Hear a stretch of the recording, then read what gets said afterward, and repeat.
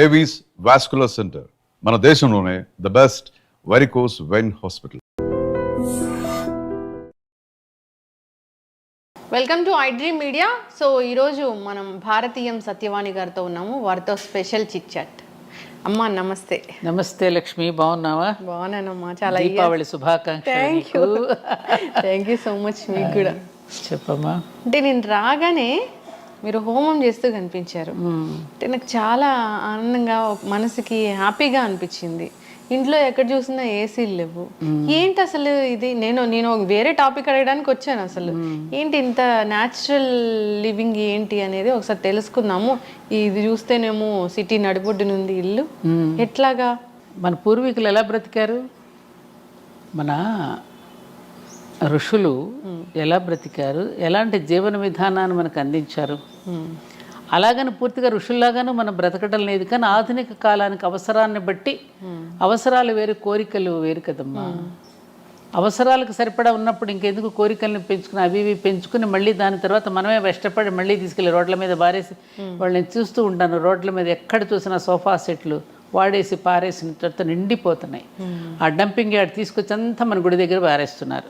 కొనడం ఎందుకు, అలా పారేయడం ఎందుకు? ప్రకృతికి మనం ఎంత నష్టం చేకూరుస్తున్నాం.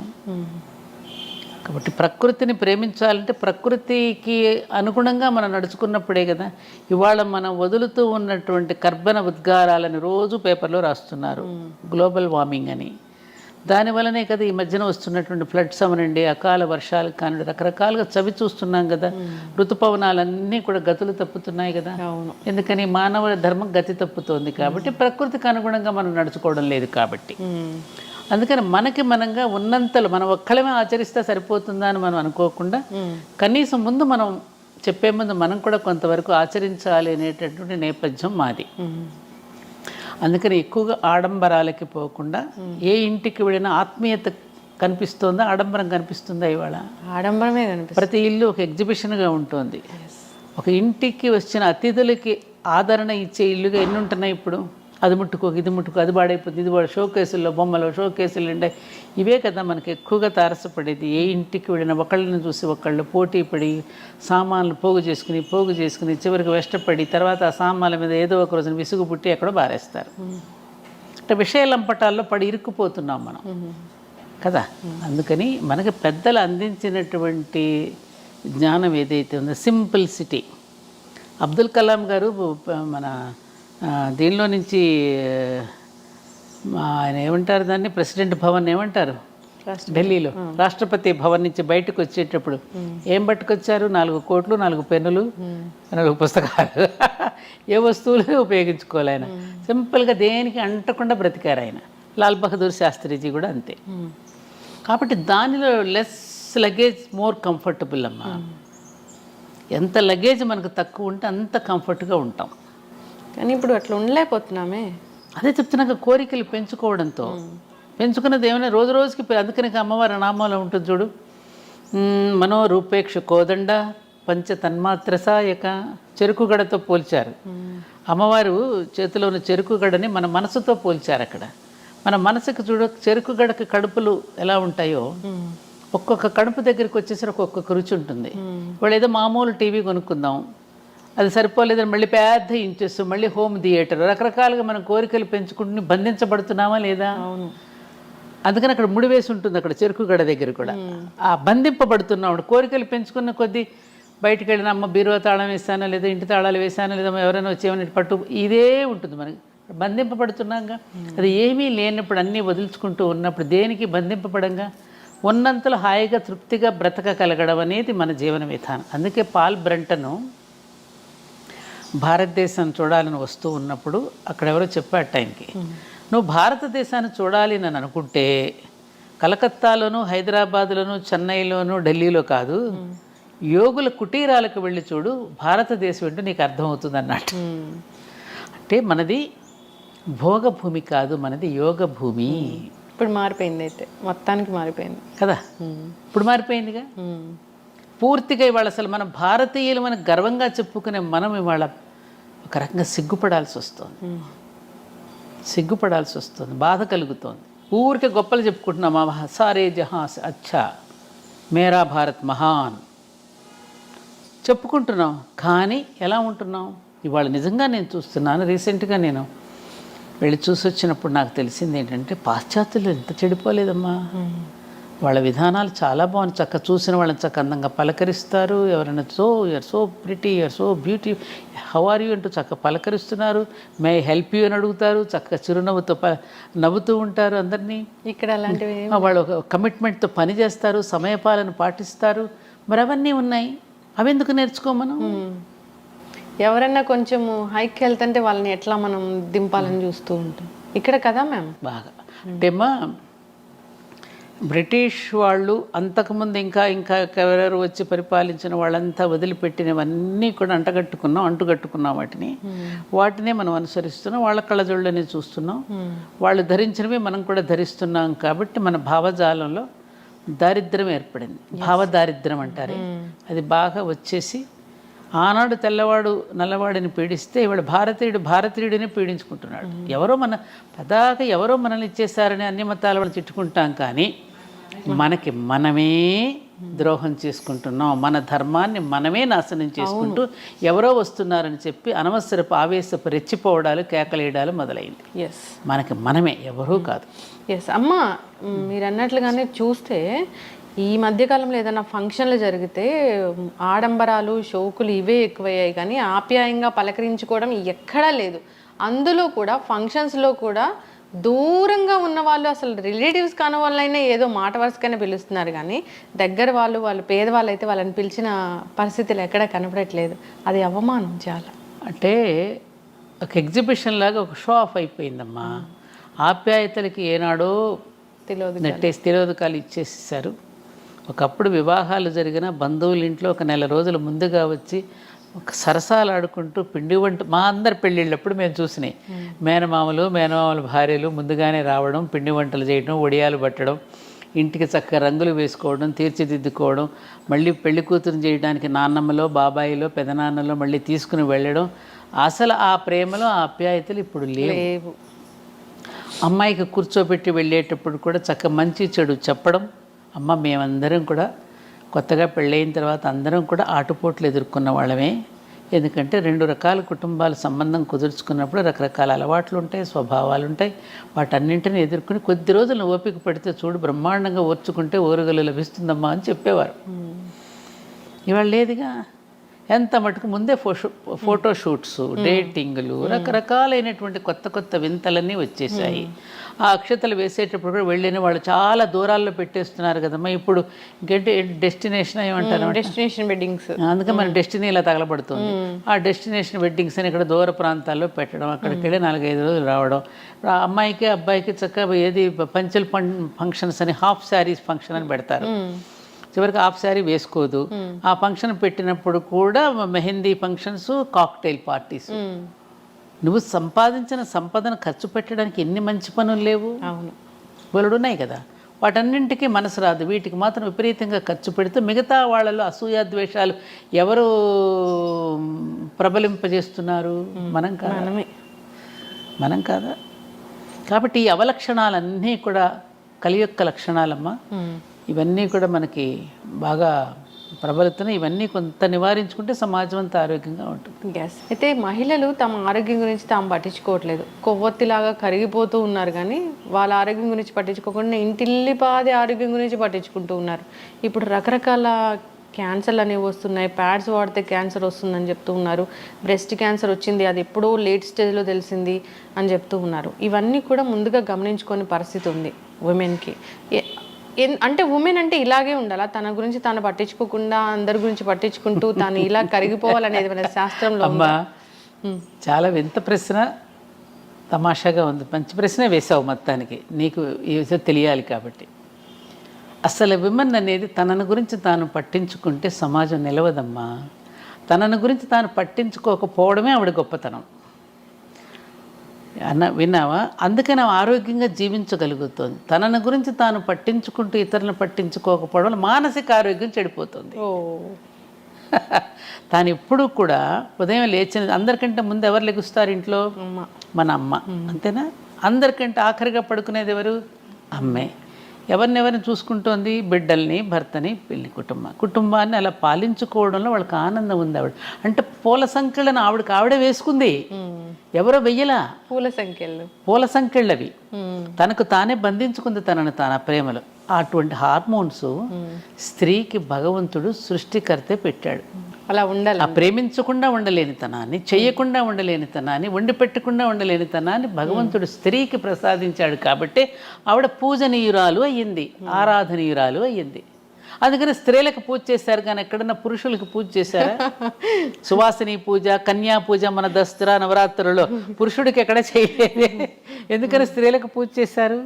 అందుకని సగటు స్త్రీ ఎప్పుడూ కూడా తన గురించి తాను ఆలోచించుకోదు. ఇప్పుడు చూడు, మేమందరం మాకు అందరూ అలవాటు. ఇంట్లో ఎప్పుడైనా ఆఫీస్ మీదే, క్యాంప్ మీద భర్త ఊరెళ్ళాడు అనుకో, తన కోసం తను ఎప్పుడైనా వండుకుంటుందా? ముందే ఆయన లేరు కదా, ఏదో పచ్చడో మజ్జిగో వేసుకుని తినేసి కాలక్షేపం చేసేస్తుంది. ఎవరి కోసం చేస్తుందా వంట? అది బిడ్డల కోసం, భర్త కోసం. అంతే. తనను గురించి తాను అందుకని ఆవిడకి జగన్మాతకి ఉన్న లక్షణాలన్నీ కూడా ప్రతి స్త్రీలోనూ ఉన్నాయమ్మా. స్త్రీ అంటేనే సకారం, రకారం, తకారం, సత్వగుణ, రజోగుణ, తమోగుణాలు 3 సరైన నిష్పత్తిలో ఉంటాయి. మన బిల్డింగ్ కట్టేటప్పుడు సిమెంటు, ఇసుక, నీళ్లు ఏ పాళ్లలో కలిపితే బిల్డింగ్ గట్టిగా ఉంటుందో, ఈ సమపాళ్లలో ఉంచుకోగలిగిన స్త్రీ ఎప్పుడైతే గట్టిగా నిలబడగలుగుతుందో అప్పుడు ఆ కుటుంబం బాగుంటుంది. అంతే. కానీ అందుకని ఆవిడ తనని గురించి ఇప్పుడు దేవాలయానికి వెళ్ళినా తన పేరు చెప్పుకోదు చూడు, అక్కడే అర్థమైపోతుంది. ఫలానా శ్రీనివాసరావు నామధేయస్య తద్ధర్మపత్ని సమేతస్య సహ కుటుంబానా అంటుంది. తన పేరు చెప్పుకుందా? శ్రీమతి అండ్ శ్రీ.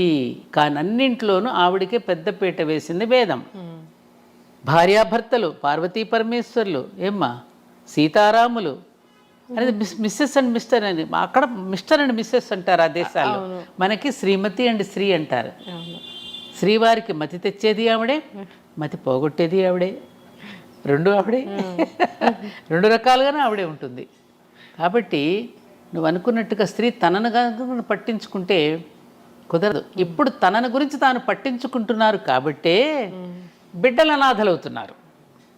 కరెక్ట్. తన ఎంత మటుకు తన షోకులు, తన లైఫ్, తనలాంటి దీనిలోకి పడిపోతుంది కాబట్టి పిల్లలు అనాథలైపోయి పిల్లలు పిచ్చోడైపోతున్నారుగా. తాను కూడా ఒంటరిగా ఇదైపోయి ఆలోచిస్తుంది కదా, మానసికంగా ఒక డిప్రెషన్. అందుకని డిప్రెషన్ నువ్వు రాకుండా ఉండాలంటే స్త్రీ ఎప్పుడు తన పని చేస్తూనే ఉండాలి. ఎప్పుడైతే తను ఒంటరిగా ఉంటుందో, అందరితో కలివిడిగా లేకోకుండా, అప్పుడు ఆవిడ ఒక రకమైన మానసికమైనటువంటి ఒక వ్యాధికి గురైపోతుంది. ఎప్పుడు పనిలో ఉండాల్సిందే. పని ఎప్పుడూ కూడా మీరు అనుకున్నట్టు అనారోగ్యాన్ని ఇవ్వదమ్మా. పని చేస్తూ ఉన్న కొద్దీ ఆరోగ్యం ఉంటుంది. చాలామంది అనుకుంటారు శక్తి ఉంటేనే పని చేస్తాం అనుకుంటాం. కాదు, పని చేస్తూ ఉన్న కొద్దీ శక్తి పెరుగుతుంది, జనరేట్ అవుతూ ఉంటుంది. ఎందుకని నీకు ఎగ్జాంపుల్, ఇప్పుడు మన ఇంటికి కరెంట్ ఎంత తెచ్చుకుంటాం? ఇంటికి సరిపడానే తెచ్చుకుంటాం. ఫ్యాక్టరీకి సరిపడా ఎక్కువ కావాలి కరెంట్. అలాగే మనం బాగా పని చేస్తూ ఉన్న కొద్దీ, ఫ్యాక్టరీ అంత పని చేస్తూ ఉన్న కొద్దీ ఆ మహాప్రాణం నుండి మనకు ప్రాణశక్తి ఎప్పుడు ప్రసారం అవుతూ ఉంటుంది. ఈ సూక్ష్మం తెలిస్తే మనకి నిరంతరం పనిచేసి ఆరోగ్యంగా ఉంటాం. ఇందాక నువ్వు అన్నావు చూడు, తల్లి పిల్లలకి చాలా చిన్నప్పుడే బ్రెస్ట్ క్యాన్సర్స్ ఏమైనా వస్తున్నాయని. బ్రెస్ట్ క్యాన్సర్ రావడానికి అస్సలు కారణం ఏమిటంటే మెయిన్ బిడ్డలకి పాలు ఇవ్వకపోవడం వల్ల. నువ్వు ఎప్పుడైతే తల్లి పిల్లలకి 1 సంవత్సరం పాటు పాలు ఇస్తుందో వాళ్ళకి క్యాన్సర్ రాదు. ఈ మధ్య ఏ తల్లి కూడా బిడ్డలకి పాలు ఇవ్వడానికి ఇష్టపట్టలేదు, బిడ్డలను కనడానికి కూడా ఇష్టపట్టల్లా. అందం పోతుందని, శ్రమ అని, నొప్పులు భరించలేమని, ఓపిక లేదని, ఓర్పు లేదని, రకరకాల అద్దె గర్భాలు కూడా తీసుకుని పిల్లల్ని కనేటటువంటి ఒక దారుణమైనటువంటి పరిస్థితికి మనం వచ్చేసాం. అందుకని తనను ఆ పని చేయడం వల్ల ఆమె ఆరోగ్యం చెడిపోవటంలా, మనం అనుసరిస్తున్న విధానాల వల్ల ఆరోగ్యం చెడుతోందేమో తప్ప, ఆమె నిరంతరము పని చేస్తూ ఉన్న కొద్దీ ఆవిడ ఆరోగ్యవంతంగా ఉంటుంది. మానసికంగా కూడా ఆవిడ ఆనందపడుతుంది. ఆనందమే ఆరోగ్యం. అంటే మేమంతా అలా చేసుకున్న వాళ్ళమేగా.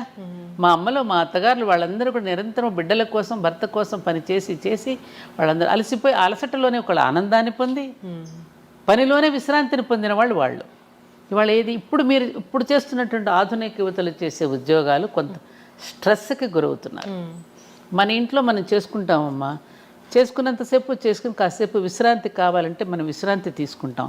అదే నువ్వు మరొకరి దగ్గర పని చేస్తున్నప్పుడు నీకు దొరకదు కదా అది. అప్పుడు నువ్వు స్ట్రెస్ ఫీల్ అవుతావు. మీరు చేసే పని కూడా ఎప్పుడు కూడా ఒక రేడియేషన్ దగ్గర పనిచేస్తున్నారు. ఇప్పుడు ఎక్కువగా సాఫ్ట్వేర్ ఉద్యోగాలు అలాగే కెమెరాస్ ముందు చేసేటప్పుడు తప్పనిసరిగా ఆ రేడియేషన్ వల్ల మీకు ఒక ఇరిటేషన్ వస్తుంది. దానివల్ల చిరాకు వస్తుంది. ఆ చిరాకు వల్ల ఏమవుతుంది, కోపం వస్తుంది. కోపం వస్తే ఇంకొకళ్ళు ఏదో ఒక మాట అనేస్తాం. ఆ మాట వల్ల తగువులు ఆడుకుంటాం, గొడవలు జరుగుతాయి, సంఘర్షణలు. దానివల్ల ఆరోగ్యాలు అంటే ఏమిటి, మనకు మనం తెచ్చిపెట్టుకున్నటువంటి బాధల వల్ల, ఎక్స్ట్రా వర్క్స్ వల్ల మనం బాధపడుతున్నాం తప్ప మన సహజంగా జీవించే విధానంలో మాత్రం ఎక్కడా కూడా ఒత్తిడి లేదు. కానీ ఇలా అవసరం కదా, ఏం అవసరం, జాబులు చేయాల్సిన పరిస్థితి అవసరం కదా. ఎలా అవసరం అంటావు, ఎలా? ఈ ఈ కల్చర్ మారిపోయింది. ఖచ్చితంగా అందరితో పాటు మనం వెళ్ళాలి. సో మంచి వెళ్ళకపోతే ఏమవుతుంది, అందరితో పాటు వెళ్ళకపోతే వెక్కిరిస్తారా, మనం ఆర్థికంగా స్థిరంగా ఉండలేము, ఆర్థికంగా దృఢంగా ఉండలేము. ఇందాక నేను చెప్పాను చూడము, ఆర్థికంగా స్థిరంగా అంటే ఒకప్పుడు పురుషుడు సంపాదించి బయట పని చేసుకుని వస్తే స్త్రీ ఇంట్లో కష్టపడేది. ఆయన వచ్చేసరికి ఇంట్లో కష్టపడేది. ఈ రెండు ఆయన బయట కష్టపడితే ఇప్పుడు ఇంట్లో కష్టపడిన కుటుంబాలన్నీ ప్రశాంతంగా వెళ్ళిపోయాయి. ఇప్పుడు ఎప్పుడైతే ఇద్దరం కష్టపడదాం బయటకు వెళ్ళిపోయానని అనుకున్నప్పుడు ఏమవుతుంది, పిల్లలు నలిగిపోతున్నారు. అవునా కదా, అవునా కదా. మరి పిల్లల్ని స్కూలుకు పంపాలి. మరి ఇంటా బయట కూడా నెగ్గుకు రాగలిగిన సామర్థ్యం ఎంతమందికి ఉంటుంది? బయటకు వెళ్తే కొన్ని అవమానాలు ఉంటాయి, ఆఫీస్కి వెళ్తే. పైగా ఆడపిల్లలకి బయటకు వెళ్ళినప్పుడు రకరకాలైనటువంటి అవమానాలు ఉంటాయి, రకరకాల సమస్యలు ఉంటాయి, సమాజం రకరకాలుగా చూస్తుంది, రకరకాలుగా దాడులు ఉంటాయి. నేను నోరు విప్పి చెప్పనక్కర్లేదు మీకు ఇవన్నీ. వీటన్నింటి ఒత్తిడుల వల్ల ఇంటికి వచ్చి కాన్సన్ట్రేట్ చేసి ఇంట్లోనూ పని చేయలేదు, బయటకు వెళ్తేనేమో ఇంట్లో పిల్లలు ఏం చేస్తున్నారు, పాప ఆయన తిన్నారు, ఇవన్నీ ఆలోచనలు ఉంటాయి. అప్పుడు మానసికంగా ఒత్తిడికి గురవుతుంది. ఎందుకంత ఒత్తిడికి గురవ్వాలి? ఉన్నంతలోనే తృప్తిగా బ్రతుకుదామండి అనేటువంటి రోజులు పోయాయి. ఇప్పుడు మనం ఉన్నంతలోనే తృప్తిగా బ్రతుకుదామండి. తలంబరాలు పోసుకునేటప్పుడు అదేగా ఒప్పందం చేసుకున్నాం మనం. మీరు తెచ్చిన సంపాదనలో వివేకంతో ఖర్చు పెట్టుకుని ఇద్దరం హాయిగా బ్రతుకుదామని వెంటనే తలంబరాలు పోసుకుని ఒప్పందం కుదుర్చుకున్నారు పెళ్ళినాడు. మళ్ళీ ఇద్దరం సంపాదించాలి, ఇద్దరు ఎందుకు బయటకు వెళ్ళాలి? ఇవాళ చూడు, ఇద్దరు సంపాదించాలనుకుని ఇప్పుడు ఐటీలో చేస్తున్నారమ్మా. నేను చూస్తున్నాను చాలా కుటుంబాలు కేసులు వస్తున్నాయి, చాలామంది దగ్గర కేసులు వస్తున్నాయి. ఇద్దరు తగులు ఆడుకోవడమే, నాది సంపాదన నీది సంపాదన. ఆ ఈవీఎంలు కట్టుకోలేక వాళ్ళతో పోటీపడి కారులు కొని మళ్ళీ బంగళాలు కొనుక్కుని రకరకాలుగా ఈవీఎంలు కట్టుకోలేక మళ్ళీ చిరాకు పడి గొడవ పడి రకరకాలుగా డైవర్స్ దాకా వెళ్ళిపోతుంది చివరికి. ఇవన్నీ వాస్తవాలా కాదు? వాస్తవం. నేననేది ఏమిటంటే, ఎవరో ఏదో అనుకుంటారని, మన డబ్బులు లేకపోతే, మన బంగళాలు కారులు లేకపోతే మనల్ని చిన్నచూపు చూస్తారేమోనని అనే దాంట్లో నీ జీవితం నలిగిపోతుంది కదా అంటున్నాను నేను. ఎందుకు చక్కని చదువులు అందించాలని వెళ్తున్నారేమో. ఏది చక్కటి చదువు? కాన్వెంట్లోనా? అది చక్కని చదువు అని ఎలా అంటే, వాడు ఏసీ రూమ్ పెట్టేసి ఒక మంచి బ్యాన్ పంపించేసి వాడు మంచి బుద్ధులు నేర్పిస్తున్నాడని నమ్మకం మీకుందా? ఉంటే ఇలా ఎందుకు ఉంటుంది సమాజం? నువ్వు చదువుకుంటున్నావుగా, నువ్వు కూర్చుని ఎందుకు చెప్పుకో? నీ బిడ్డలకు నీ చదువు, నువ్వు బాగా నీ బిడ్డలకు చదువు చెప్పుకుంటావని కదా నేను చదివించింది. నువ్వు వాళ్ళని ఎవరో వదిలేసి నువ్వు ఎక్కడికో పోవడం ఎందుకు? మరి నీ పిల్లలకి ఎవరు పట్టించుకుంటారు? మా అత్తగారు అంటూ ఉండేవాళ్ళు ఎప్పుడు, నీ ఒంటి మీద బట్టలు మీకు నీకు శ్రద్ధ లేక చాకలికి వేస్తే అంత శ్రద్ధగా ఎందుకు ఉతుకుతాడే అనేది. ఆమెకు ఎవరో చెప్పారు, మా అత్తగారు ఎప్పుడు నాతో అనేది. మన బిడ్డల మీద మనకు శ్రద్ధ లేకపోతే బయట వాళ్ళకి ఎందుకు ఉంటుందమ్మా? మహిళకి ఆర్థిక స్వాతంత్రం అవసరమే కదా మ్యామ్. మరి ఎప్పుడు ఉందమ్మా? అసలు ఈ దేశంలో స్త్రీకి ఉన్నంత ఆర్థిక స్వాతంత్రం ఏ దేశంలో ఏ స్త్రీకి ఏ రకమైన స్వాతంత్రము లేదు. కొంతమంది చేసినటువంటి దాని సమాజానికి మొత్తానికి మనం కట్టొద్దు. అసలు తీసుకొచ్చి ఆవిడ చేతికే ఇస్తాడన్నీ. మా అమ్మలందరూ బ్రహ్మాండమైనటువంటి వాళ్ళ బడ్జెట్ కానీ వాళ్ళ ప్రణాళిక కానీ వాళ్ళు ఎంత బాగుండేవారు వాళ్ళందరూ. ఏముంది వాళ్ళ దగ్గర? వాళ్ళేం బయటికి వెళ్ళి ఉద్యోగాలు చేయలేదు. పండగలకు బట్టలు కొనే దగ్గర నుంచి మనకు చేసేటువంటి పిల్లలకు నగలు చేయించే దగ్గర నుంచి అందరూ ఆర్థిక స్వాతంత్రం స్త్రీలదే. స్త్రీ చేతికే ఇచ్చాడు. స్త్రీ నిండా దింపుతున్నాడు పురుషుడు సంపాదించింది. నువ్వు నగలు పెట్టుకుంటున్నావు, పట్టుపట్టు చీరలు కట్టుకుంటున్నావు అంటే ఎవరు తెచ్చింది? అదంతా పురుషుడు సంపాదించి తెచ్చి నీ ఒంటి నిండా నింపడంలా. అండర్స్టాండింగ్, అహంకారం, నేను నాది అనేటటువంటిది ఎప్పుడైతే వచ్చిందో అప్పుడు ఈ ఘర్షణలన్నీ వస్తున్నాయి. మనది, ఇది మన కుటుంబం, మన సంసారం, మనం ఆలోచించుకుందామని అనుకున్నప్పుడు గొడవలు రావు. అందుకనమ్మా స్త్రీ తనని గురించి తాను ఏనాడు పట్టించుకోదు. అది ఎవరో పట్టించుకోవాలని కూడా తాను ఎప్పుడు ఇందాక చెప్పాను, పూల సంకెళ్ళు తానే వేసుకున్నది. ఆవిడకి అందులో ఆనందం ఉంది, తినిపించడంలో, వండి పెట్టడంలో. చూడు, ఎవరింటికన్నా వెళ్ళి నువ్వు గబుక్కను పరిగెత్తేది ఎవరు? ఇంటికి బంధువులు వస్తే, అన్నయ్య గారు అలా కూర్చోండి, మీరు పేపర్ చూస్తూ ఉండండి, టిక్కులు చేసుకొస్తానని చేయి గడుక్కుని గబగబా తను తినే ఆహారం కూడా అక్కడ వదిలేసి గబగబా వంట చేసి పట్టుకొస్తుంది. అది పురుషుడు ఎందుకు చేయలేడు? అలాంటి హార్మోన్స్, అలాంటి మానసిక స్థితి, స్త్రీని సన్నివేశాలే నిలబడతాయి జీవితంలో. పురుషుడునేమో ఎవరో నేర్పిస్తే నేర్చుకుంటాడు, స్త్రీకి ఒకరు నేర్పించనక్కర్లా. ఆమె పుట్టుకతోనే పరిణితి చెంది పుట్టింది భూమి మీదకి, పరిణితితోనే వచ్చింది. అందుకని కన్యా పూజ దగ్గర నుంచి బాలా త్రిపుర సుందరి దగ్గర నుంచి రాజరాజేశ్వరి దగ్గర వరకు ఇన్ని అవతారాలలో 9 అవతారాలలో ఆవిడ ఎందుకు పూజ చేసాం? ఆమె యొక్క పరిణితి చెందిన స్థితిని మనకు కనిపిస్తుంది అక్కడ. పుట్టినప్పటి నుంచే ఎలా పరిణితి చెందుతూ పరిణామక్రమంలో ఆవిడ ఎలా ఎదిగిందో చూపించడానికి ఆ 9 రోజులు మన దేవీ నవరాత్రులలో అమ్మ యొక్క గొప్పతనాన్ని మనం చూపించుకున్నాం. అదే అసలు రియల్ ఉమెన్స్ డే అమ్మా. అసలు దసరా రోజే ఉమెన్స్ డే, మనం ఏదో ఎప్పుడో చేసుకుంటాం కానీ ఇంత ఉందిరా. అందుకని ఉమన్ అనేటువంటి ఇంగ్లీష్ వర్డ్లోనే మ్యాన్ ఉన్నాడు కదా, ఎస్హెచ్ఈ షీలోనే హీ ఉన్నాడు, ఫిమేల్లోనే మేల్ ఉన్నాడు. ఆమెలోనే ఆయన ఉన్నప్పుడు ఆవిడకి ప్రత్యేకతను కోరుకోదు. అంతా ఆవరించినటువంటి శక్తి అంతా ఆవిడదే.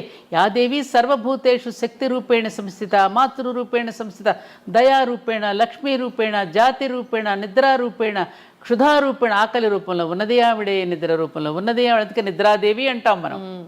నిద్రాదేవి ఒడిలోకి జారుకున్నాడండి అంటాం. సేద తీర్చేది ఆవిడే, లయకర్త్రి ఆవిడే, పోషణకర్త్రి ఆవిడే, సృష్టికర్త్రి ఆవిడే. అంతటా ఆవిడేనమ్మా.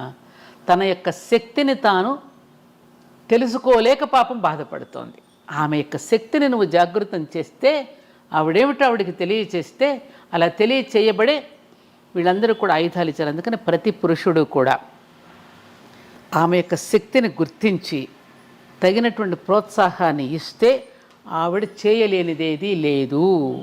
అందుకనే దేవతలందరూ కూడా తల ఒక శక్తిని ఇచ్చారంటే ఏమిటి? తల ఒక రకంగా ఆమెకు సహకారం అందించారు. అలాగే కుటుంబంలో భర్త కానీ, మామగారు కానీ, మరుదులు కానీ, బావగారులు కానీ, తన పిల్లలు కానీ తలొక రకంగా అమ్మకు కనుక సహకరిస్తే ఆవిడ చేయలేనిదంటూ లేదు. మన ఇంట్లో పెళ్ళిళ్ళు జరుగుతున్నప్పుడు మనం చూస్తున్నాం, అప్పటికప్పుడే మేళా మోగుతూ ఉంటుంది. అమ్మ నా పంచె ఎక్కడ పెట్టామంటాడు ఒకడు వచ్చి, అమ్మ నా లంగా ఎక్కడ పెట్టామని కూతురు అడుగుతుంది. భర్త వచ్చి ఏమి నా ప్యాంట్ ఎక్కడ పెట్టామంటాడు. హడావుడు ఉండండి, నాకు ఏమన్నా 10 చేతులు ఉన్నాయట్రా అంటుంది. ఉన్నాయి కాబట్టి నేను అడుగుతున్నావమ్మా అంటారు వాళ్ళు. అన్ని రకాలుగా అందించేస్తుంది అందరికీ కూడా. మరి ఎవరిది, ఎక్కడి నుంచి వచ్చింది శక్తి? ఆ జగన్మాతే ఆవిడ.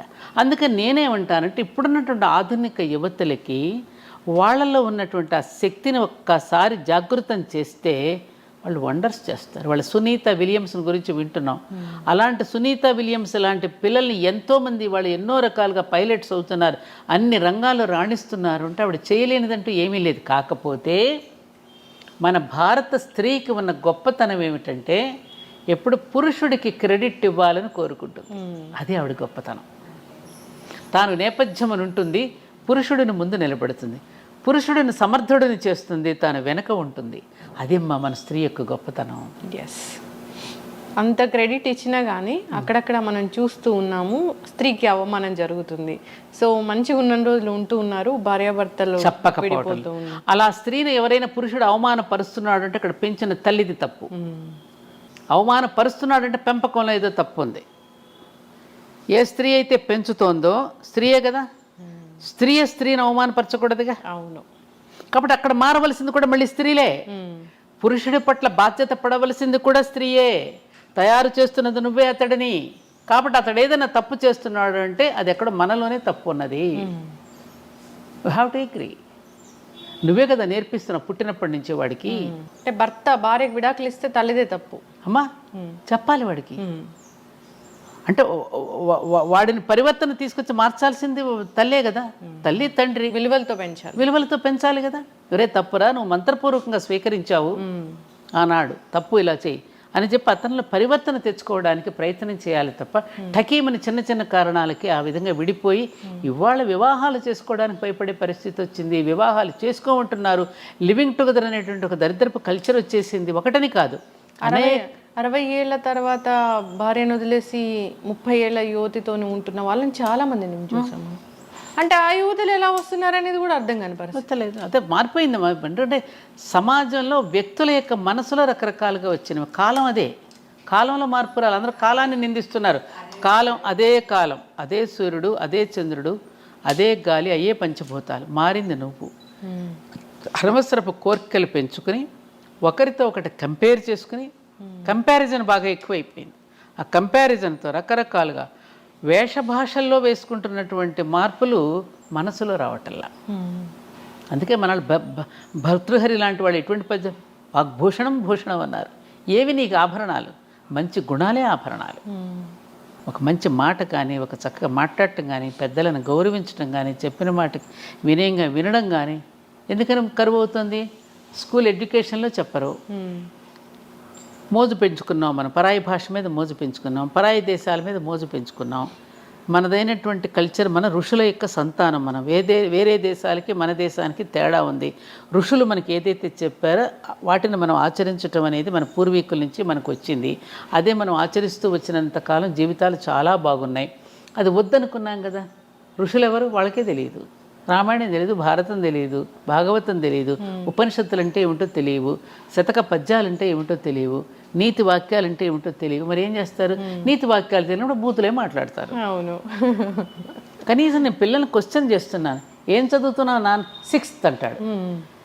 కనీసం వాక్యం కూడా పూర్తి చేయడు.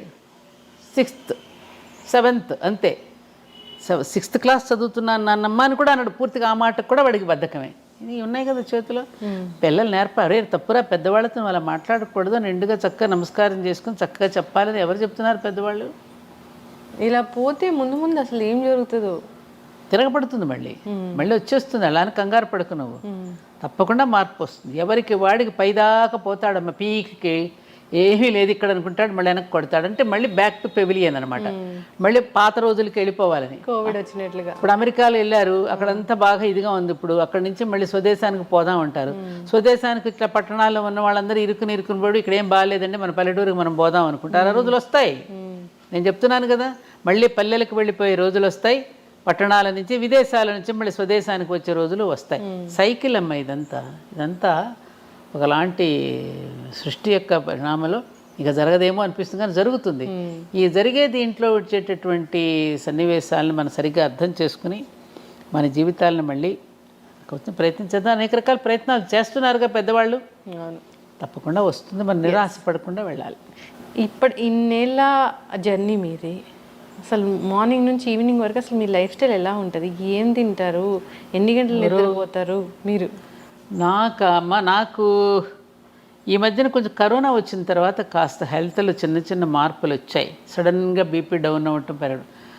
మెడిసిన్స్ ఏం పెద్దగా వేసుకొని మార్నింగ్ ఒక థైరాయిడ్కి ఒక 25 ట్యాబ్లెట్ మాత్రం వేసుకుంటాను, 20 mg. ఇంకా వేరే మాత్రలు ఏమీ లేవు. ఎక్కువ సమయం నేను కొంచెం ధర్మపురి క్షేత్రంలో అప్పుడప్పుడు అక్కడికి వెళ్ళి కార్యక్రమాలు నిర్వహించుకోవడం. ఎక్కడైనా విద్యార్థులు స్కూల్స్కి కాలేజెస్కి పిలిస్తే ఎక్కువగా అప్పుడు నా ప్రయాణం అంతా విద్యార్థుల మధ్యనే కదా, అలా వెళ్తూ ఉండేదాన్నమ్మా. ఎప్పుడన్నా కాసేపు కూర్చుని మాట్లాడటం, ఏదైనా మంచి మాటలు వినడం, చదువుకోవటం, ఇట్లాగే నా కాలక్షేపం. ఆహారపు అలవాట్లు చాలా సింపుల్. మార్నింగ్ ప్రొద్దున్నే లేవగానే కొంచెం పూజ, చిన్న హోమం చేసుకుంటాను.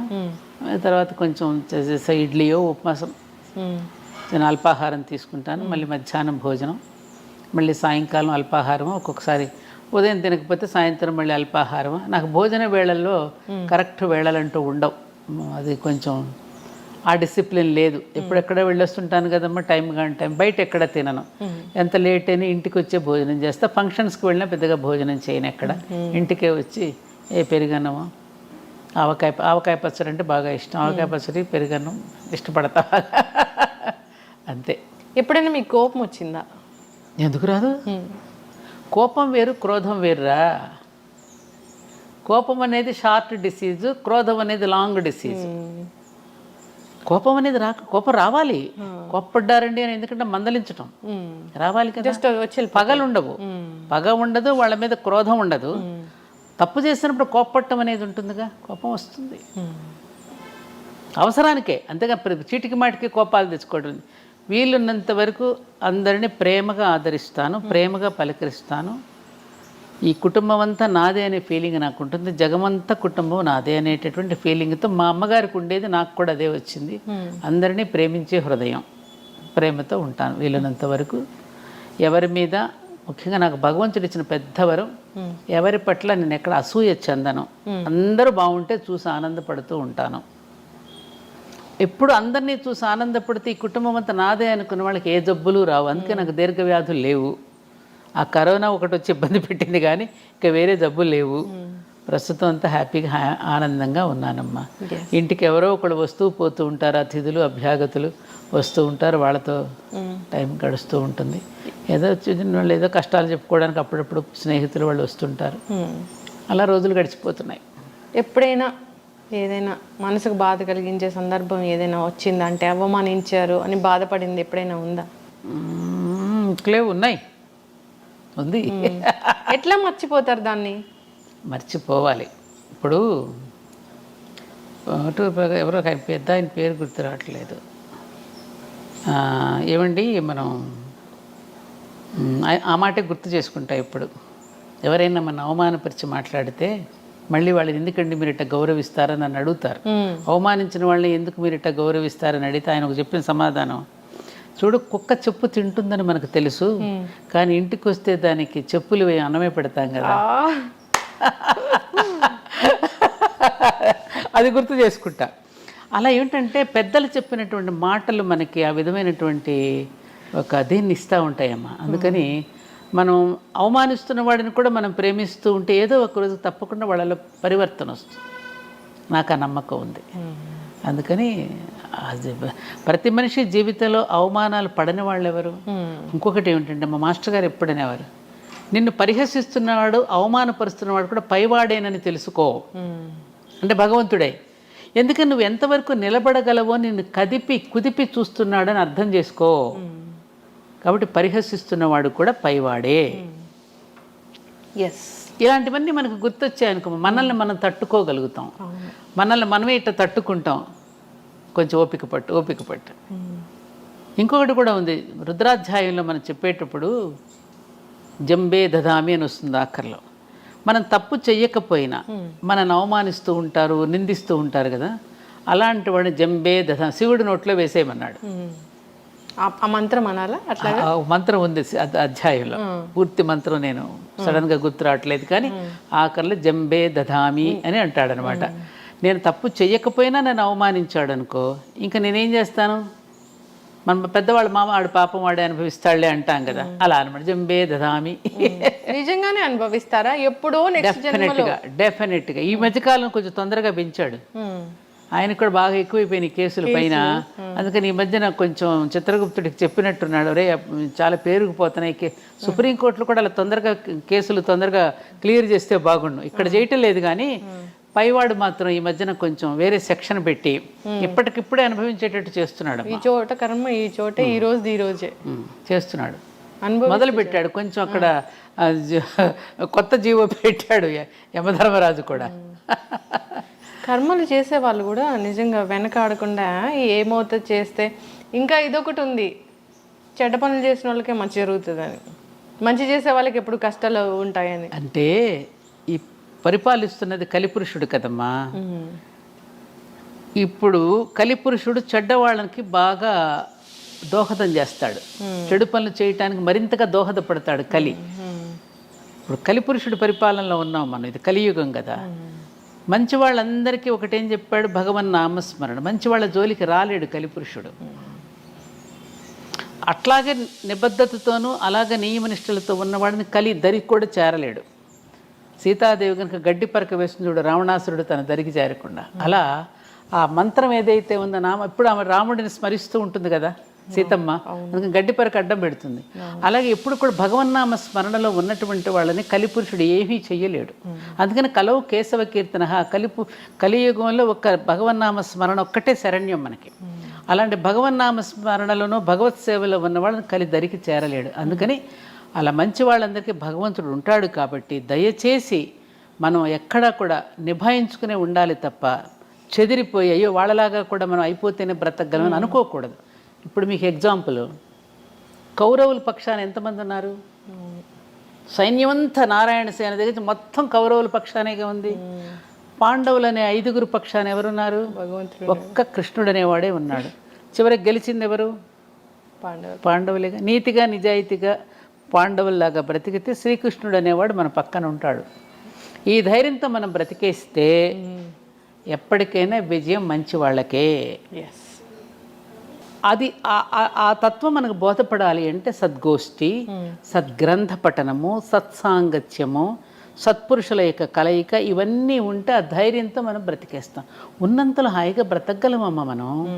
1 ఎకరం పొలం పెట్టుకుని, ఒక ఆవునో ఒక గేదెనో పెట్టుకుని ఇంత కూరగాయల దొడ్లోనే పండించుకున్న జీవితాలు ఎంతమంది బ్రతకలా మన పూర్వీకులు. ఇప్పుడు కూడా మనం బ్రతకగలం. పల్లెలన్నీ వదిలేసి వచ్చేసాం, పొలాలన్నీ ఎవరికో ఇచ్చేసాం, పొలాలన్నీ ప్లాట్లు వేసేస్తున్నారు, పాటలు పడుతున్నారు.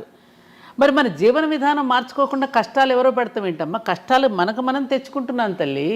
తృప్తి అనేది మన జీవితాలకి లేకపోవడం వల్ల వస్తున్న తిప్పలే ఇవన్నీ. తృప్తిగా మనం బ్రతకగలం. 4 చీరలు పెట్టుకుని కూడా హాయిగా బతకగలం. వెనకటి రోజుల్లో కట్టుడు చీరలు 2, దాపుడు చీరలు 2 ఉండే. ఎక్కడైనా ఫంక్షన్కి వెళితే ఆ అమ్మనో ఈ అమ్మనో కట్టుకుని వెళ్ళారు. పిల్లలకి పెళ్లి కూతుర్లు చేస్తే కూడా పాత వాళ్ళ చీరలు కట్టి పెళ్ళిళ్ళు చేశారు. ఆ నగలు కూడా పెద్దవాళ్ళు ఎవరైనా పెట్టి చక్క పని కానిచ్చేసేసి కాపురాలు హాయిగా నిలబడ్డాయి. ఇప్పుడు పెళ్లి చీరే లక్షల్లో కడుతున్నారు. ఆడపిల్ల తల్లిదండ్రులకి అప్పులే మిగులుతున్నాయి. అది జీవితాంతం తీర్చలేనప్పుడు. ఇంటి నిండా ఆ పెళ్లి ఆల్బమ్లు ఉంటున్నాయి. మళ్ళీ రెండో పెళ్లి కుదిర్చి ఈ ఆల్బమ్లు ఎక్కడ తయాలో అర్థం కావట్లేదు. వాడు ఎప్పుడైనా చూశాడంటే మళ్ళీ వాడి మనసు ఏమవుతుందో, ఈ అమ్మాయి ఆల్బమ్లు చూసి వాడేమనుకుంటాడో అని ఆల్బమ్లు దాయలేక తెస్తున్నారట ఇప్పుడు. కరెక్ట్. మొత్తం డీరైల్ అయిందంటాం చూడమ్మా.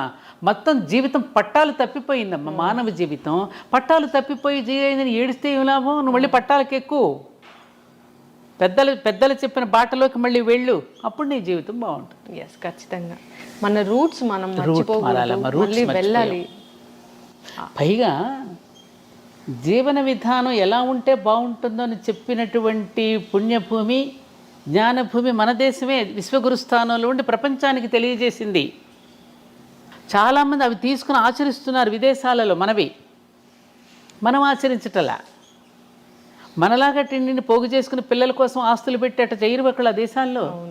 ఉన్నంతలో పని చేస్తారు, వీకెండ్స్కి వెళ్తారు, ఎంజాయ్ చేస్తారు, చక్కగా పద్ధతిగా పని చేస్తారు, చక్కగా అందరినీ పలకరించుకుంటారు, హ్యాపీగా ఉంటారు వాళ్ళు.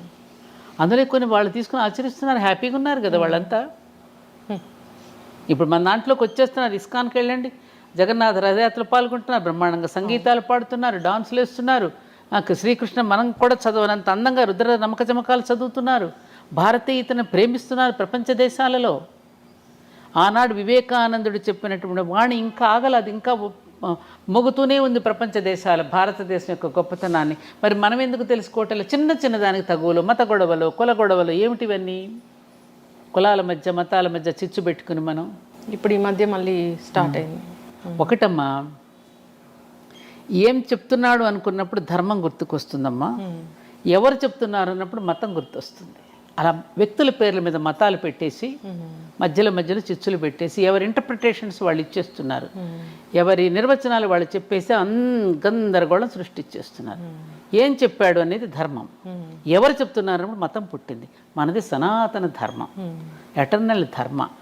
అది సృష్టిలో ఉన్న ధర్మమే మానవ ధర్మం. ఈ మనిషి అనేవాడు విశ్వానికి ఒక నమూనాగా నిలిచాడు. విశ్వంలో ఏదుందో మానవుడి దేహంలో కూడా అదే ఉంది. బ్రహ్మాండంలో ఏదుందో పిండాండంలో అదే ఉంది. ఆ బ్రహ్మాండానికి పిండాండాన్ని శృతి కలుపుకొని జీవిస్తే నీ జీవనం బాగుంటుంది అని ఒక ముక్కలో చెప్పారు. దీనికి ఇన్ని గ్రంథాలు అక్కర్లేదు, ఇంత థీసిస్లు అక్కర్లేదు, ఇన్ని పిహెచ్డీలు అక్కర్లేదుగా. దీనికి ఎవరి నిర్వచనాలు వాళ్ళని చెప్పేసి వేసుకునేసరికి రకరకాలు పుట్టేసి అబ్బో నానా గందరగోళంగా ఉంటుంది. ఇప్పుడు టెంపుల్స్ ధ్వంసం చేసేంత వరకు వస్తుందిగా. చేస్తా పిచ్చి ఎవరికి వాళ్ళు చేసేసుకోవటం. ఎవరు చేస్తున్నారో తెలియదు, ఎందుకు పుట్టిస్తున్నారో తెలియదు. అథవా ఎందుకని ఈ సనాతనం అనేటటువంటి ఎటర్నల్ ధర్మ, ఈ వేదం అనేది అపౌరుషేయం. ఇది ఎవరు సృష్టించింది కాదు, ఎవరు రాసింది కాదు, వ్యక్తులతో వచ్చింది కాదు. ఇది ఎప్పుడు సనాతనమే. ఇది ఎవరు ధ్వంసం చేయగలిగింది కాదు అసలు. హిమాలయాలను ఎవరైనా పెకలించి వేయగలరా? అలాంటిదే ఇది కూడా ఎవ్వరూ పెకలించలేరు. అలాంటి సనాతనమైన నిత్యనూతనమైనటువంటిది ఈ ధర్మాన్ని ఎవరు ఏం ఇవన్నీ మనుషులు చేసే పిచ్చి కోతలు పిచ్చి మాటలే తప్ప ఎవరు ఏం చేయలేరు దీన్ని. అటు నుంచి ప్రపంచం మొత్తం ఇటువైపుకు చూస్తోంది. ఇప్పుడు ఇక్కడ మనం కొట్టుకుంటున్నాం, ఈ సమయంలో వాళ్ళు మనల్ని దీంటి మనమందరం అటు వెళ్ళి ఇదే నేను అమెరికా వెళ్ళినప్పుడు ప్రిన్స్టన్ యూనివర్సిటీ, ఐన్స్టీన్ అక్కడే కదా, ప్రిన్స్టన్ యూనివర్సిటీకి ప్రొఫెసర్ డాక్టర్ బిఎం గుప్తా గారు వెళ్ళినప్పుడు ఐన్స్టీన్ కలవడానికి వెళ్ళాట. ఐన్స్టీన్ కలవడానికి వెళ్ళినప్పుడు ఐన్స్టీన్ని సంస్కృత భాషలో ఆహ్వానించాడు.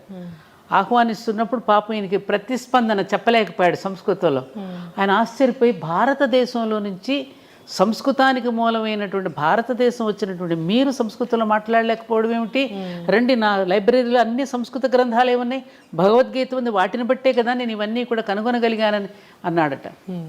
అట్లా ఇవాళ ప్రపంచ దేశాలన్నీ కూడా భారతదేశాన్ని కొనియాడుతూ మేము అన్ని సనాతన ధర్మమైన గ్రంథాల నుంచి తీసుకునే బాగుపడ్డామని వాళ్ళే చెప్తున్నప్పుడు మరి మనం ఇక్కడ ఇలా కొట్టుకుంటుంటే ఎలా? అవును. న్యూటన్ ఏమన్నాడు? నేను నా పూర్వీకుల భుజాల మీద నుంచే నేను అంత దూరం చూడగలిగాను అన్నాడు. ఇవి మన పిల్లలకి అటువంటి ప్రేరణని ఇవ్వాలమ్మా. అనవసరపు ఈ చదువుల్లో కూడా తీసేయవలసిన కలుపు మొక్కలు చాలా ఉన్నాయి. ఆ కలుపు మొక్కలన్నీ ఏరేస్తేనే ఈ విద్యార్థి అనే వృక్షం బాగా ఎదుగుతుంది. ఆ విద్యార్థి అనేటటువంటి మొక్కను ఎదగాలి అంటే ఆ చుట్టూ వేసే ఎరువు ఎటువంటిదై ఉండాలి? మంచి ఆలోచనలు, జాతీయ భావన, దైవభక్తి, ఇవన్నీ పెంపొందించకపోతే ఏమవుతుంది? విద్యార్థి దశలోనే వాడికి మతద్వేషమో కులద్వేషమో రేపెత్తిస్తున్నారు.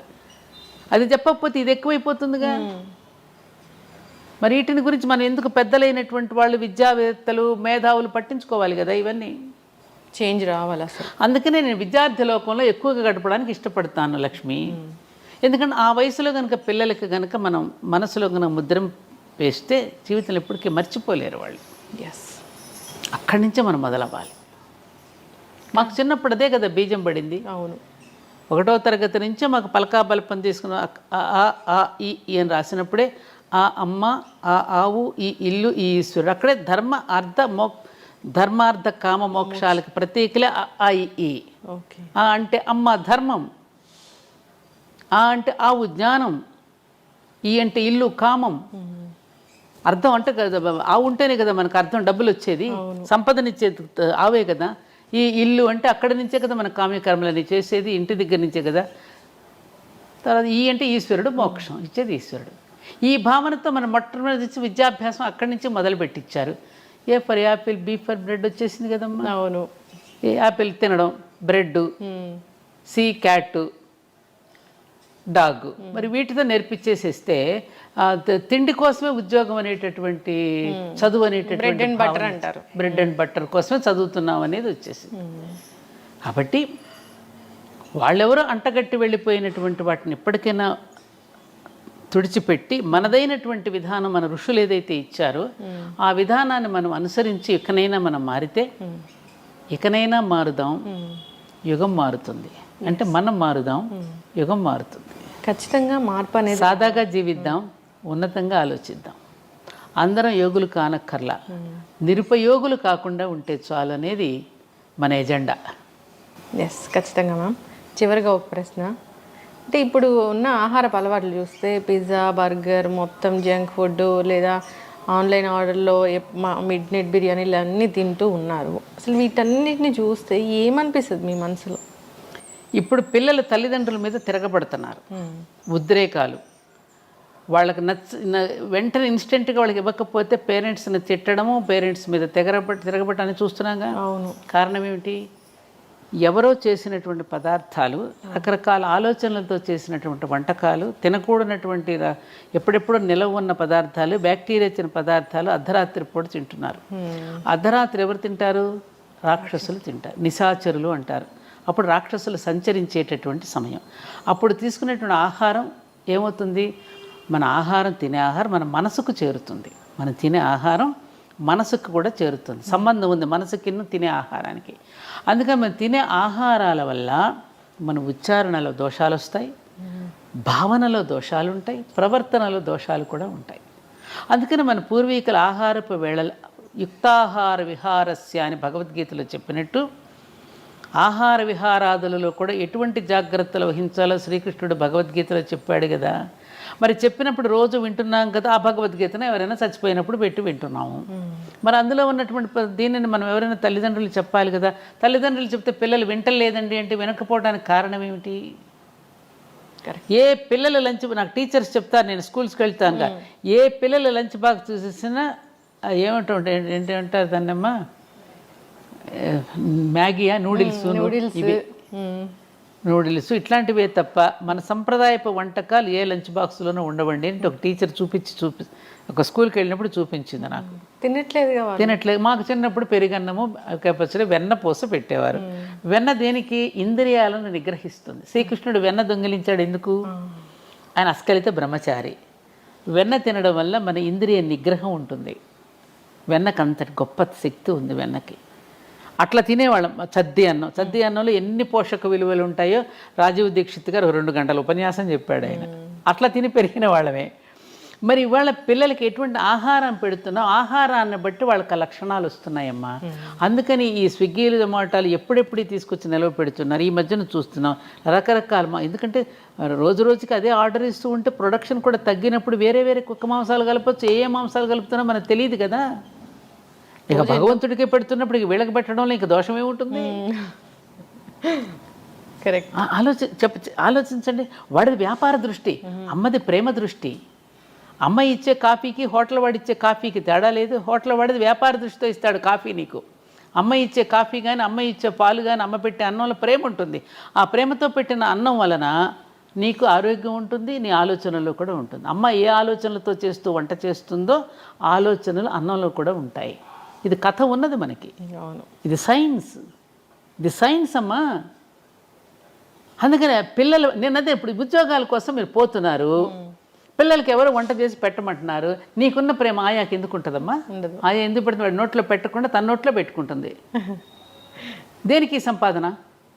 ఎవరి కోసం? ఆ పిల్ల అడిగింది కదా, పని మనిషి మీద, అమ్మ నువ్వు తాళాలు పని మనిషికి ఇచ్చేళ్ళు, బంగారం పని మనిషికి ఇచ్చే, నేను స్కూల్ నుంచి వచ్చేసరికి ఫంక్షన్కి వస్తానంటే తాళాలను బంగారం పని మనిషికి ఎట్లా ఇస్తాను, నీకేం బుద్ధి లేదా అని అడిగితే తల్లిని, మరి అయితే నన్ను ఎందుకు నాయా కప్పకిచ్చి వెళ్తున్నావు అంటే ఆ బంగారం కూడా విలువ లేదన్నా నేను. మంచి క్వశ్చన్. అవునా కదా? ఇప్పుడు వాళ్ళు ఆయాలకి ఇస్తున్నారు, రేపు వీళ్ళని ఓల్డ్ ఏజ్ హోమ్స్లో వేస్తున్నారు. తప్పలేదు కదా. అదే ఇందాకన్నా కర్మఫలం ఉంటుంది.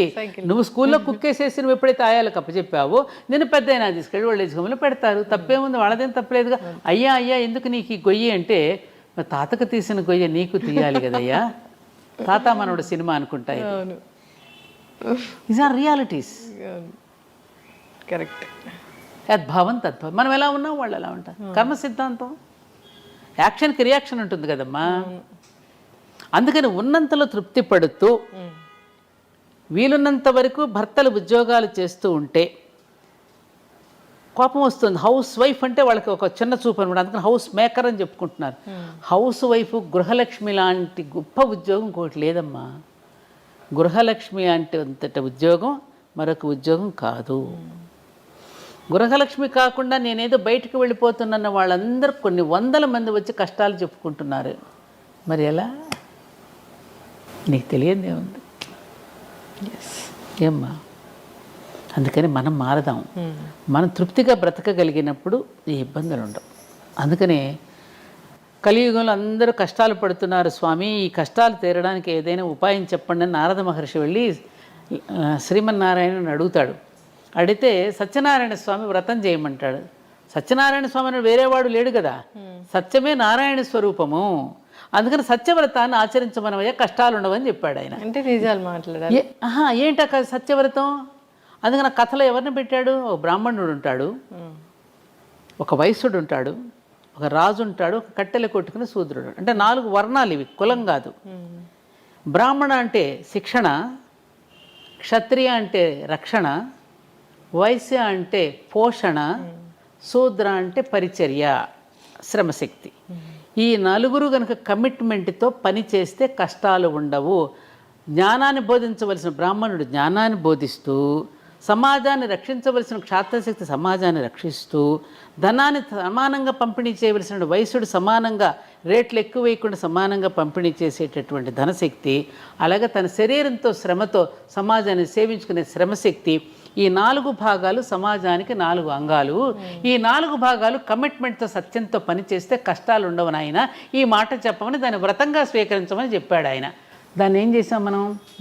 తీర్థానికి ప్రసాదానికి ముడిపెట్టి, తీర్థం తీసుకోకపోతే పాపం వస్తుందని, ప్రసాదం తీసుకోకపోతే ఓడ మునిగిపోయినట్టు మన కొంప మునిగిపోతుందని, ఇలాంటి కథలు చెప్పి కథకి కొబ్బరికాయ కొట్టి కథకి హారతులు ఇచ్చేసి ఓవర్ యాక్షన్ చేసేసి ఏమ్మా దాని అసలు పదార్థం మర్చిపోయి నేను కొత్తగా గృహప్రవేశం చేసుకుంటున్నావురా, ఈ ఇంటికి వచ్చిన వాళ్ళని ఆదరించడం, గౌరవించడం, వచ్చినటువంటి అతిథ్యాగతలను సేవించుకుంటూ ఎలా ఉండాలో వ్రతం చేయించాడు. కొత్తగా పెళ్ళైన వాళ్ళు కూడా నీ దాంపత్య జీవితం ఇలా ఉండాలమ్మా, దాంపత్య జీవితాన్ని ఇలా చక్కగా నిర్వహించుకోవాలని చెప్పి ఈ 2 వేళల్లో మన సత్యనారాయణ స్వామి వ్రతాన్ని తప్పకుండా ఎందుకు పెట్టారు? సత్యాన్ని వ్రతంగా స్వీకరించి నీ గృహస్థాశ్రమ ధర్మాన్ని చక్కగా నిర్వర్తించు అని చెప్పడానికి మనకు ఆ వ్రతం చేయిస్తే చివరికి ఏమైంది? దక్షిణలు, తాంబూలాలు, కొబ్బరికాయలు కొట్టడాలు, హారతులు ఇవ్వడాలతో సరిపెట్టి తీర్థప్రసాదాలకు ముడిపెట్టేసి అసలు తంతంతా పోయింది, ఇది మిగిలింది. ఏమంటావు? అవును, అంటే ఈ పూజలు ఇలాంటివి చేసి మన మొక్కులు తీరాలంటే తీరవా? ఎడ తీరుతాయి? ఎలా తీరుతాయి? రాంగ్ నెంబర్ పెట్టాయి అంటాడు అక్కడ. నువ్వు చేసేదోటి నువ్వు చెప్పేదోటి, నీ మొక్కుకి ఎందుకు రాంగ్ నెంబర్ అని పెట్టేయమంటాడు. బాగా తపస్సు చేసిన కోరకూడని కోరావు అనుకో, తదాస్తు ఇచ్చాను పోరా అంటాడు. తపస్సు చేశాడు కదా, ఎవరిక తను చేసినట్టు చెడ్డ కోరిక వాడికి శాపం అయ్యేటట్టు చేశాడు. అవును, అది ఉందిగా. మనం తెలివైన వాళ్ళైతే సమాజ హితం కోసం చేసి తపస్సు చేసిన వాళ్ళు కొందరున్నారు, సమాజాన్ని నాశనం చేయడానికి చేసే తపస్సులు ఉన్నారు. సమాజాన్ని నాశనం చేసే తపస్సులన్నీ వాళ్ళే నాశనం అయిపోయారు. సమాజ హితం కోసం తపస్సు చేసిన ఋషులందరూ కూడా చరిత్రలో నిలిచిపోయారు, మనకు జీవన విధానాన్ని అందించి వెళ్ళారు వాళ్ళు. అందుకని ప్రతినిత్యము ప్రాతస్మరణీయులమ్మ వాళ్ళు. ఉదయం లేచిన దగ్గర నుంచి రాత్రి పడుకోబోయేంత వరకు మన దినచర్యను దేవుని చర్యగా మార్చుకోవడం ఎట్లాగో నేర్పి ఒక విధానాన్ని, ఒక బాటను వేసిన మన మహర్షులు ఉన్నారే, వాళ్ళకి ప్రతిరోజు ఉదయం నేను నమస్కరించుకుంటాను. సప్తఋషులకి ఎంత జ్ఞానం, ఎంత ఇచ్చారమ్మా మనకి, ఎంత ఇచ్చారమ్మా, ఎంత ఎంత ఎంత ప్రతి పండుగ దినాల్లో కూడా మనకి ఎంత అద్భుతమైన సందేశాన్ని ఇచ్చారు. నువ్వు చెడిపోకుండా ఉండడానికి సంవత్సర కాలం కూడా సంవత్సర పురుషుడు గానాన్ని మనకి వినిపించి, ప్రతిరోజు నువ్వు చెడిపోకుండా పట్టాలు తప్పకుండా పండుగల రూపంలో నీ చేత ఆచరింపజేసి పుణ్యం అనే అకౌంట్ను నువ్వు బ్యాంకులో దాచుకోవడానికి ఎంత శరీరాలను కాల్చుకుని వాళ్ళందరూ ఎన్ని ఇచ్చారమ్మా మనకి. వాళ్ళ రుణం తీర్చుకోవద్దు మనం?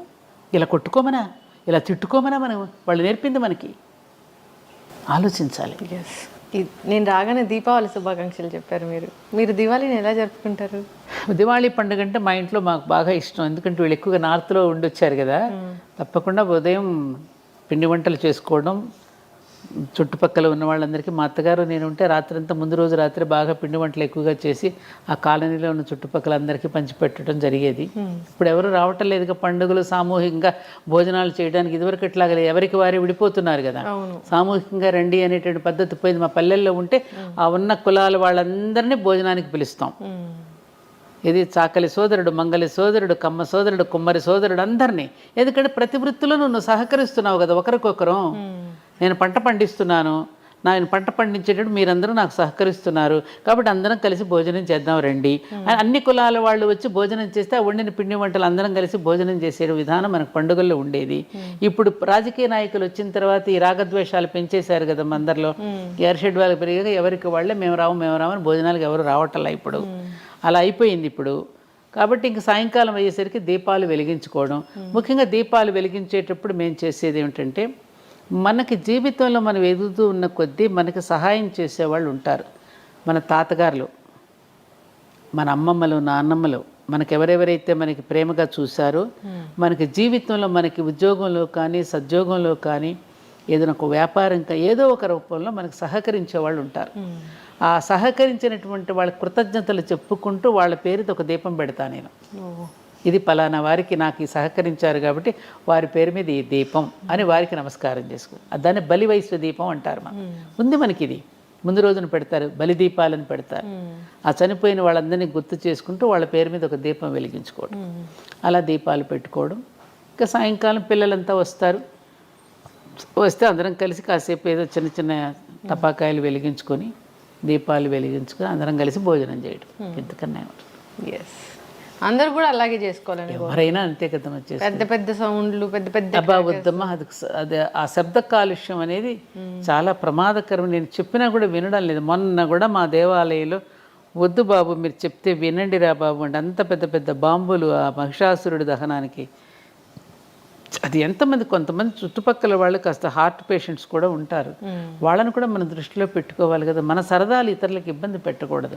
చెప్పినా వినే స్థితిలో లేరు. నేను ఎన్ని చెప్పినా మన తీసుకొచ్చి అన్ని బాంబులు పెట్టేశారు. భయంకరం, పెట్టకూడదు. విష్ణు చక్రాలు, భూచక్రాలు, తారాజువలు, మతాబులు, చిచ్చుబుడ్లు అవి ఇష్టం, కళ్ళకి చూస్తానికి ఆనందంగా ఉంటాయి. అలాంటివి వెలిగించుకుంటే బాగుంటుంది. ఖచ్చితంగా అమ్మ, చాలా చక్కటి విషయాలు చెప్పారు. ఆచరించాలని కోరుకుందాం, అందరూ హాయిగా ఉండాలని కోరుకుందాము. సో ఇంకా నాకు చాలా డౌట్స్ ఉన్నాయి. ఈ సిరీస్ అనేది కంటిన్యూ చేయాలని నేను కోరుకుంటున్నాను. మీరు నాకు ఆచరిస్తున్నారు లేదు, ఇంకా సమాజంలో చాలామంది ఇంకా అటువంటి వాళ్ళు ఉన్నారు కాబట్టి ఇంకా సమాజంలో మనం బ్రతకగలుగుతున్నాం. లేరని నేను అనడంలా, ఉన్నారు ఇంకా ఎందుకంటే ఈ దేశం చెడిపోతే ప్రపంచానికి దిక్కు ఉండదు. అందుకని ఏ కొంచెం చెడు వచ్చినా కూడా ఆందోళన పడతాం మనం. అమ్మో ఈ మాత్రం చెడు కూడా భరించలేదు ఈ దేశం. ఇది ఆర్యావర్తనం అనే పుణ్యభూమి. ఆర్యావర్తనం అంటే ఏమిటి? ఆర్యులంటే వేరే ఎవరో కాదు, శ్రేష్ఠులు. శ్రేష్ఠులందరూ పుట్టినటువంటి భూమి ఇది. ఆర్యులందరూ వర్తించిన భూమి అంటే శ్రేష్టమైనటువంటి ఒక నోబుల్ పర్సన్స్ వర్తించినటువంటి భూమి. కాబట్టి ఇటువంటి భూమిలో చెడు అనేది ప్రవేశిస్తే ఇది ప్రపంచానికి కూడా మంచిది కాదు. ప్రపంచానికి కూడా దిక్సూచి మనమే కాబట్టి, ప్రపంచానికి కూడా జ్ఞానాన్ని అందించిన జ్ఞానభూమి కాబట్టి, ఆ మాత్రం చెడు వచ్చినా భరించలేనటువంటి భూమి కాబట్టి ఇలా ఆందోళన పడుతున్నాం. కానీ ఇంకా ప్రపంచంలో చాలామంది మంచి చేస్తున్నారమ్మా. మానవత్వం అనేది మహానుభావుడు. మన నిజంగా నేను అశ్రుతర్పణం నీ ఛానల్ ద్వారా టాటా గారు మహానుభావుడు. ఈ దేశం పట్ల కృతజ్ఞతతో ఆయన చేసి వెళ్ళినటువంటి మంచి పనులు, ఆయన జీవించిన ఇల్లు కూడా లేకుండా జీవించినటువంటి గొప్ప మహానుభావుడు కూడా మరి మన దేశంలో పుట్టి మనకి ఎంతో చేసినటువంటి జంషెడ్జీ టాటా దగ్గర నుంచి ఇప్పటి ఉన్నటువంటి ఈ టాటా దగ్గర వరకు మనందరం గుర్తుపెట్టుకోవాల్సినటువంటి వ్యక్తులు మన దేశంలో చాలామంది ఉన్నారమ్మా. కలాం గారి దగ్గర నుంచి ఎంతోమంది, వివేకానందుడు, వీళ్ళందరూ పుణ్యులు జన్మించినటువంటి జన్మభూమిలో పుట్టాం, మనం ఉన్నాము. కాబట్టి తప్పకుండా మన దేశం మళ్ళీ ప్రపంచానికి ఆదర్శంగా ఉంటుంది. ఈ తప్పులన్నింటినీ సరిదిద్దుకోవడానికి శక్తివంతమైనటువంటిది అన్నింటికంటే మీడియా. కాబట్టి మళ్ళీ దాన్ని చెడగొట్టినా బాగు చేసినా రెండు మీడియా చేతిలోనే ఉంది. కాబట్టి అటువంటి మీ మాధ్యమాల ద్వారా మంచి విషయాలను ఎక్కువగా ప్రసారం చేస్తూ ఉంటే అందరూ మంచి వైపే తప్పకుండా మళ్ళుతారు. ఖచ్చితంగా అమ్మ, మేము కూడా తూచా తప్పకుండా ఆచరిస్తాము. మంచి I dream it, I dream, నేను కలగంటాను. ఓకే, చక్కటి ఇన్ఫర్మేషన్ మ్యామ్. ధన్యవాదాలు. నమస్కారం లక్ష్మి, చాలా సంతోషం అమ్మా. And for more videos, please subscribe to iDream. Please subscribe to iDream. Please subscribe iDream. And please subscribe to iDream. For more videos, subscribe to iDream. please like, share and subscribe to the channel. Congratulations, iDream. Subscribe to iDream. Subscribe to iDream. So subscribe to iDream Media. iDream ki iDream team అందరికి huge congratulations. Please subscribe iDream Media. Please subscribe to iDream. Subscribe iDream. Please subscribe to iDream. iDream అంటే నా కళల ఛానల్ను subscribe చేసుకున్న నోరు తిరుగుతలేదు, మీరైతే గంట గుర్తు కొట్టండి. For more such videos, please subscribe to iDream.